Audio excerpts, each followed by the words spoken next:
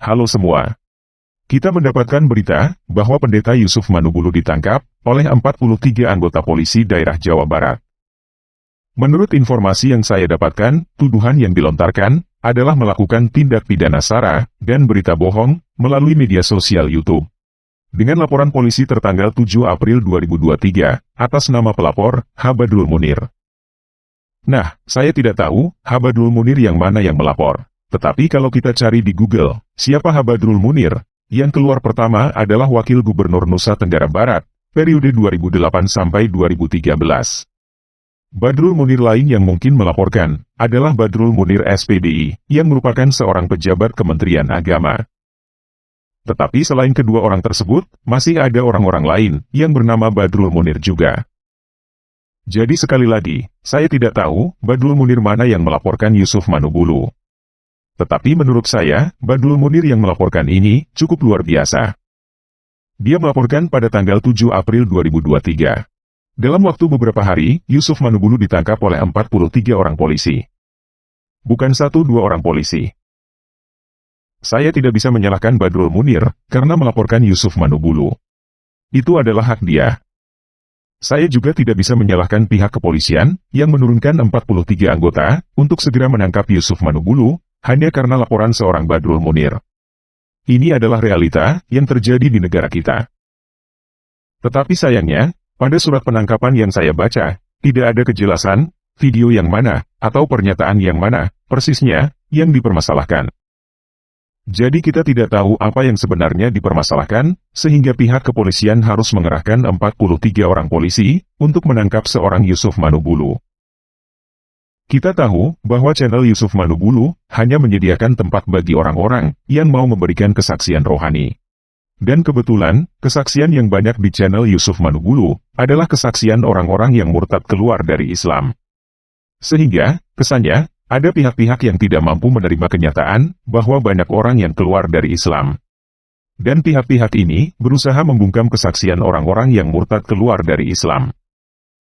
Saya tahu bahwa banyak teman-teman yang akan langsung merasa bahwa hal ini tidak adil. Kenyataannya, banyak channel YouTube dari seberang sono yang menista dan memberikan kesaksian palsu tentang Kristen, tetapi dibiarkan. Saya juga merasakan hal yang sama. Bahkan mungkin saya lebih merasakan hal itu daripada teman-teman semua yang hanya sebagai penonton. Karena sepanjang pengetahuan saya adalah salah satu target utama sasaran tembak mereka. Jadi, jika kita mau berkata merasa tidak adil, mungkin saya adalah salah satu orang yang paling merasa diperlakukan tidak adil. Tetapi, saya tidak mau terpuruk dan berlarut-larut di dalam perasaan tidak adil itu. Ini adalah realita yang tidak bisa saya ubah. Dan saya harus menghadapinya. Oleh karena itu, saya berusaha untuk melihat apa yang terjadi dengan sudut pandang yang lain. Saya mau belajar dari masa lalu, supaya bisa menjadi lebih baik lagi di masa depan. Sekarang kita tahu bahwa saudara-saudara kita yang di seberang sono sangat rapuh. Semakin mereka mendalami ajaran agama mereka menjadi orang yang semakin gampang tersinggung. Mereka punya kebutuhan khusus akan penghormatan dan pujian. Itu sebabnya, mereka selalu mencoba untuk meniru. Tetapi karena mereka tidak mampu, mereka menjadi iri hati. Mereka tidak punya sesuatu yang bisa mereka banggakan.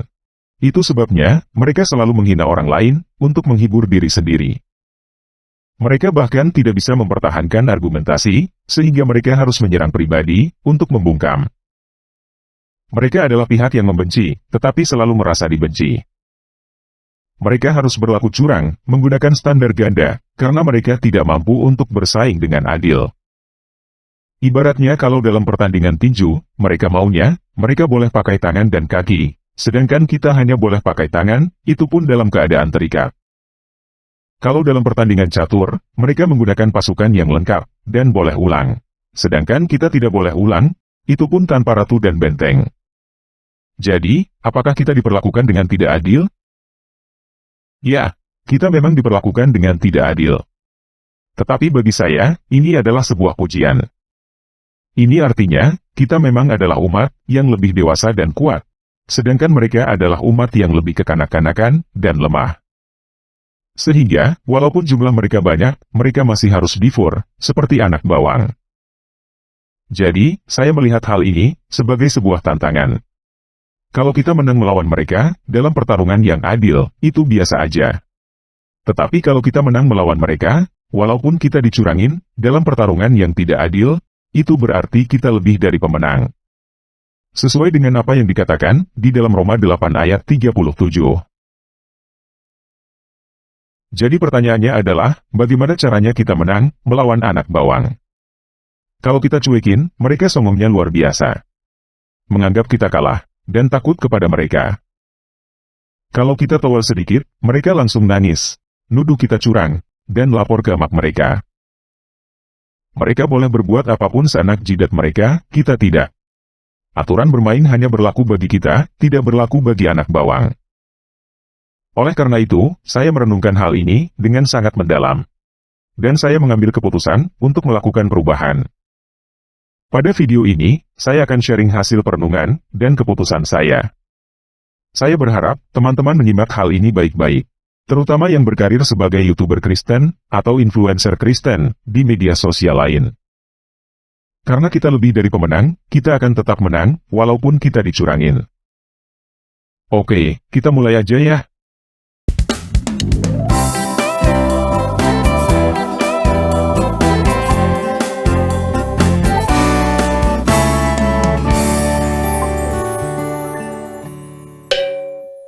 Nah, hal pertama yang perlu kita jawab adalah untuk apa kita melakukan hal ini.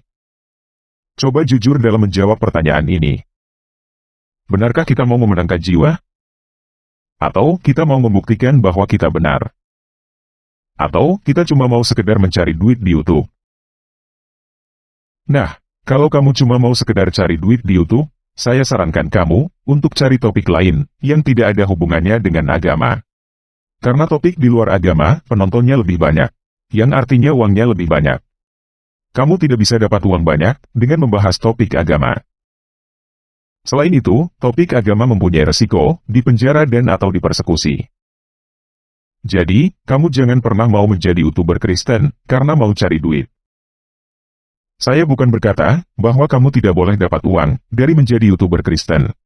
Tetapi, kalau motivasi kamu adalah untuk cari duit, lebih baik kamu jangan jadi YouTuber Kristen. Kalau kamu cuma mau re-upload video orang lain di channel kamu, saya juga sarankan kamu jangan lakukan itu. Karena kalau video yang kamu re-upload itu bermasalah, kamu bisa berurusan dengan polisi.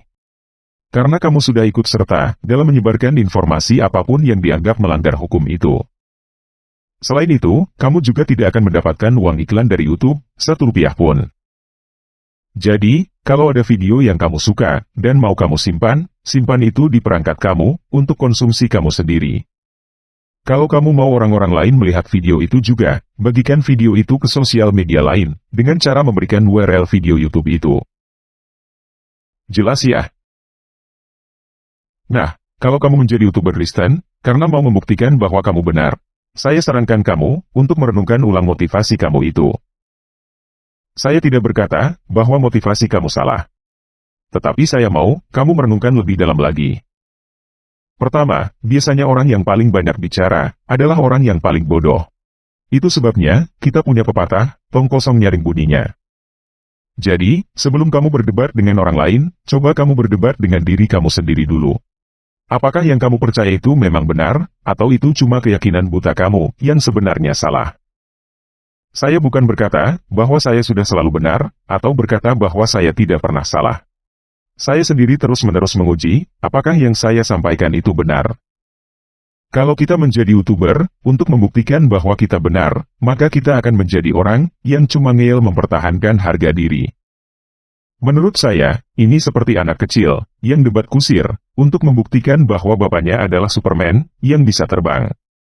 Ujung-ujungnya, hanya buang waktu, saling hina dan caci maki.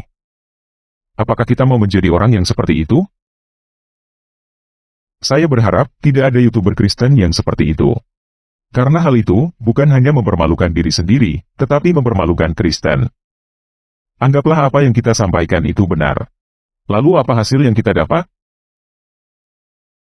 Lihat kasus Muhammad KC dan Gracia Pelol. Apa yang mereka sampaikan itu benar.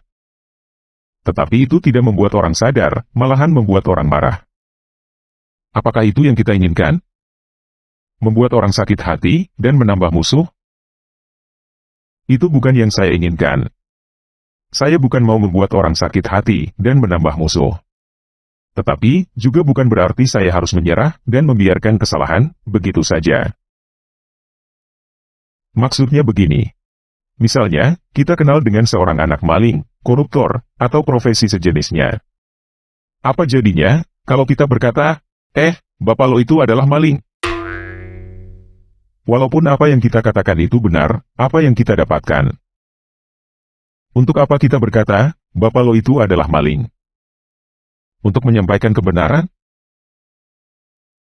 Apa yang ada di benak kita, ketika ada orang yang berkata, bahwa bapak kita adalah maling?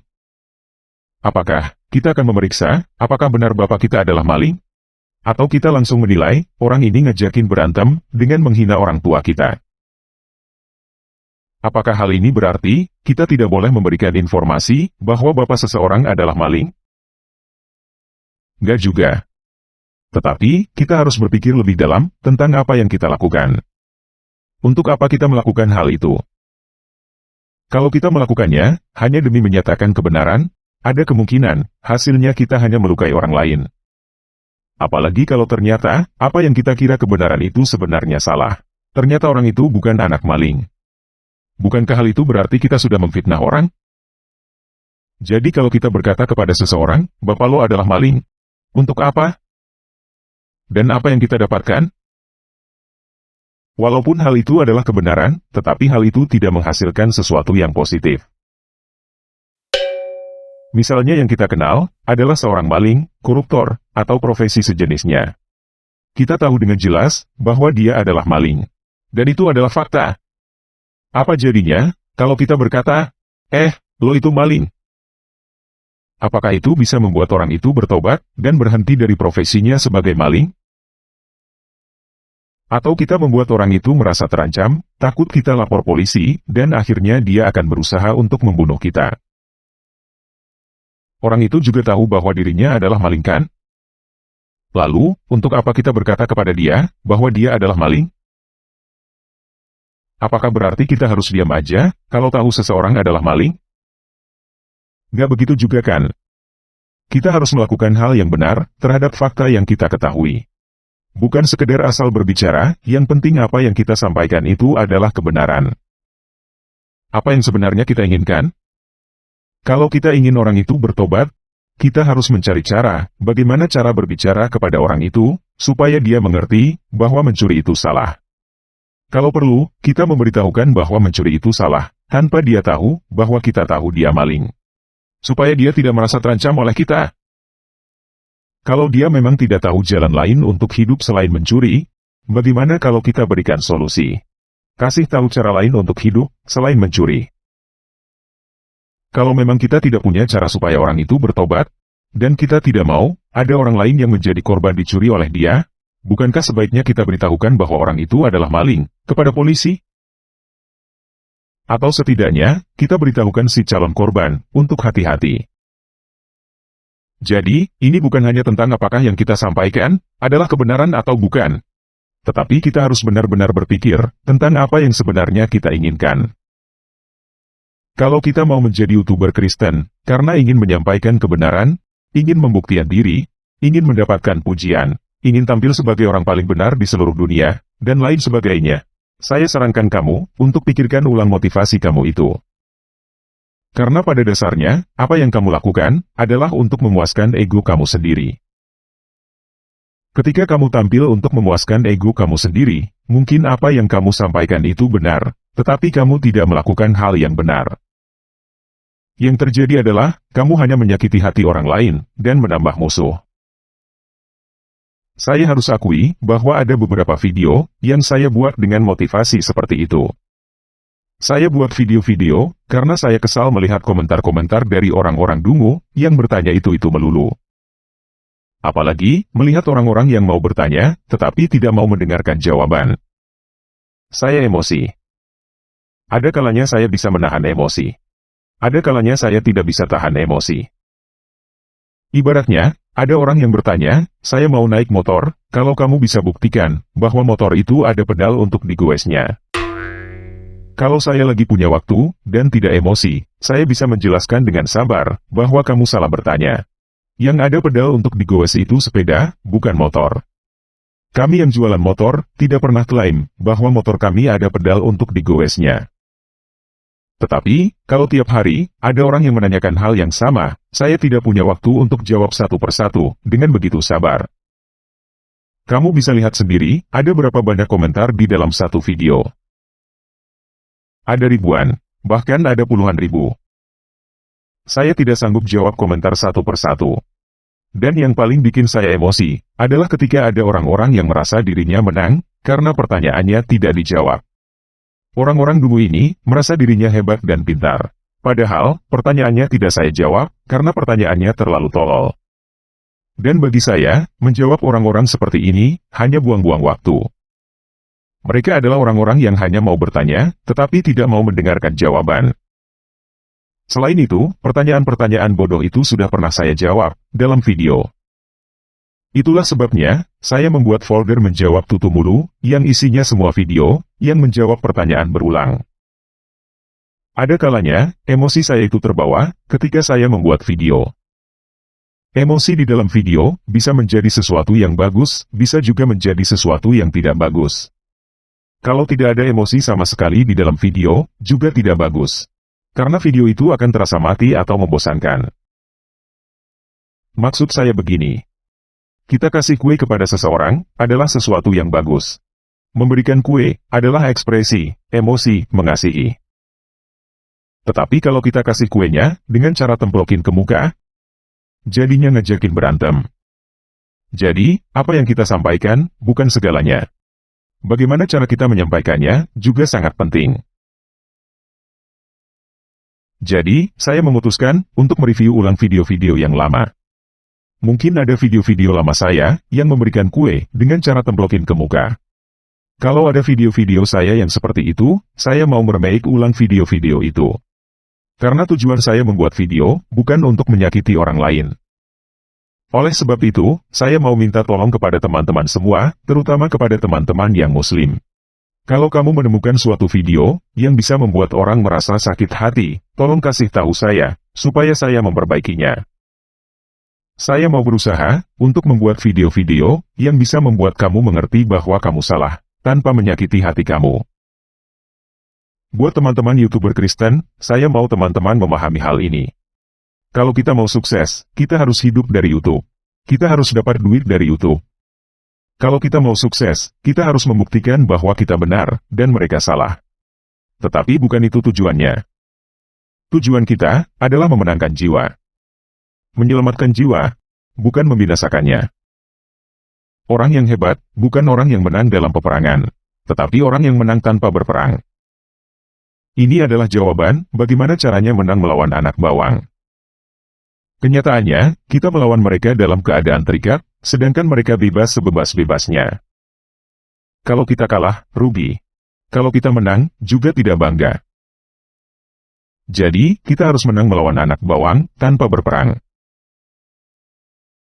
Mengenai kasus Yusuf Manubulu, saya berharap, Pak Yusuf tidak terbukti melakukan tindak pidana SARA dan berita bohong. Kalau saya lihat dari kasus ini, kemungkinan besar, akan terjadi pemanggilan kepada teman-teman, yang pernah memberikan kesaksian, di channel Yusuf Manubulu. Saya berharap, teman-teman melihat hal ini, sebagai kesempatan untuk bersaksi di depan penguasa dan raja, seperti yang telah dinubuatkan oleh Yesus, di dalam Matius 10 ayat 18. Oke, sekian video kali ini, Yesus Kristus penguasa saya, beserta kita.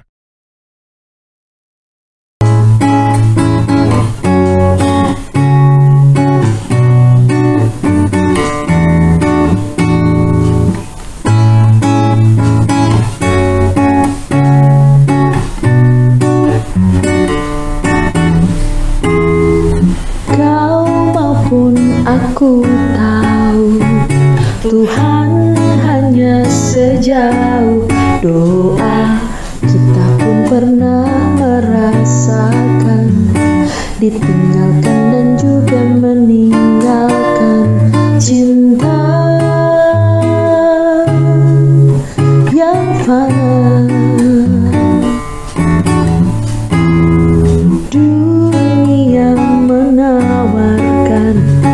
berjuta-juta keindahan. Namun satu hal yang pasti, Tuhan punya lebih dari segalanya.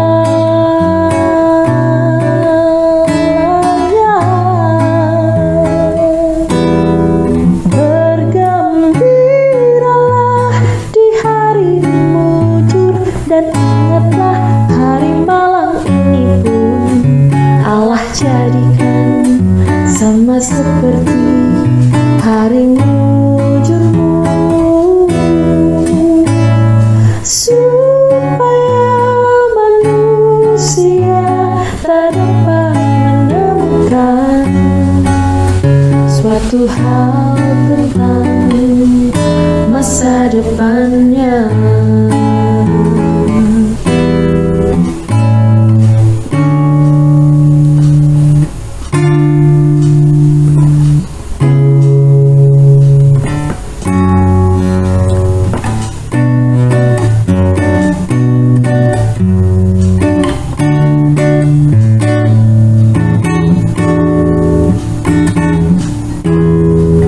Dunia menawarkan berjuta-juta keindahan, namun satu hal yang pasti, Tuhan punya lebih dari segalanya.